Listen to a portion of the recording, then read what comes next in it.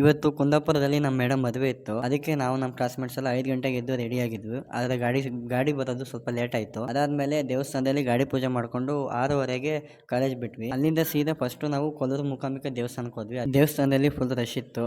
ಹಂಗಾಗಿ ದರ್ಶನ ಮಾಡೋಕೆ ಅಷ್ಟೊಂದು ಆಗಲಿಲ್ಲ.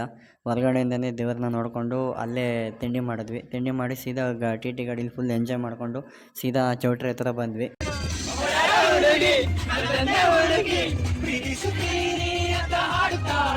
ಮೊದಲೇ ಆ ಕಡೆ ಫುಲ್ ಶೆಕೆ. ಹೋಗ್ತಿದ್ದಂಗೆ ಫಸ್ಟ್ ಕಲ್ಲಂಗಡಿ ಹಣ್ಣು ಜ್ಯೂಸ್ ಕೊಟ್ಟರು, ವೆಲ್ಕಮ್ ಡ್ರಿಂಕ್ ಅಂತೇಳಿ. ಚೆನ್ನಾಗಿತ್ತು. ಆದ್ಮೇಲೆ ಒಳಗಡೆ ಹೋಗಿ ನೋಡ್ತೀವಿ, ಸೀನಿಯರ್ಸ್ ಮತ್ತು ಜೂನಿಯರ್ಸ್ ಆಲ್ರೆಡಿ ಬಂದಿದ್ರು. ನಾವೇ ಲಾಸ್ಟಿಗೆ ಹೋಗಿದ್ದು. ಆಮೇಲೆ ಮದುವೆ ಎಲ್ಲ ಚೆನ್ನಾಗಾಯಿತು.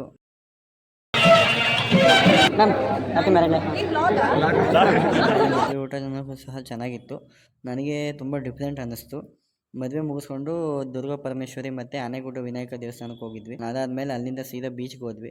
ನನಗಂತೂ ಬೀಚ್ ಅಂದರೆ ಮತ್ತು ಸ್ವಿಮ್ಮಿಂಗ್ ಅಂದರೆ ತುಂಬ ಇಷ್ಟ. ಬೀಚಲ್ಲಿ ಚೆನ್ನಾಗಿ ಈಜಾಡಿದೆ, ಸಖತ್ತಾಗಿ ಈಜಾಡಿದೆ. ಹುಡುಗರು ಕೆಲವರು ಈಜಾಡಿದ್ರು ಮತ್ತು ಕೆಲವರು ಬಂದಿರಲಿಲ್ಲ. ಅಲ್ಲಿವರೆಗೂ ಹೋಗಿ ಮೀನೂಟ ಮಾಡೋದೆಲ್ಲ ಇರೋಕ್ಕಾಗುತ್ತಾ? ಅದಾದಮೇಲೆ ಮೀನೂಟ ಎಲ್ಲ ಮಾಡಿಕೊಂಡು ಅಷ್ಟರಲ್ಲಿ ಬರುವಷ್ಟರೊಳಗೆ 10:30 ಆಗಿತ್ತು. ಫೈನಲಿ ಹೇಳ್ಬೇಕಂದ್ರೆ ಒಂದೊಳ್ಳೆ ಮೆಮೊರಬಲ್ ಡೇ ಆಗಿತ್ತು. ನೀವು ಈ ಥರ ಚಾನ್ಸ್ ಸಿಕ್ಕರೆ ಬಿಡೋಕ್ಕೆ ಹೋಗ್ಬೇಡ್ರಿ, ಹೋಗ್ರಿ. ಒಂದೊಳ್ಳೆ ಮೆಮೊರಿ ಆಗುತ್ತೆ ಅಂತ ಹೇಳೋಕ್ಕೆ ಇಷ್ಟಪಡ್ತೀನಿ.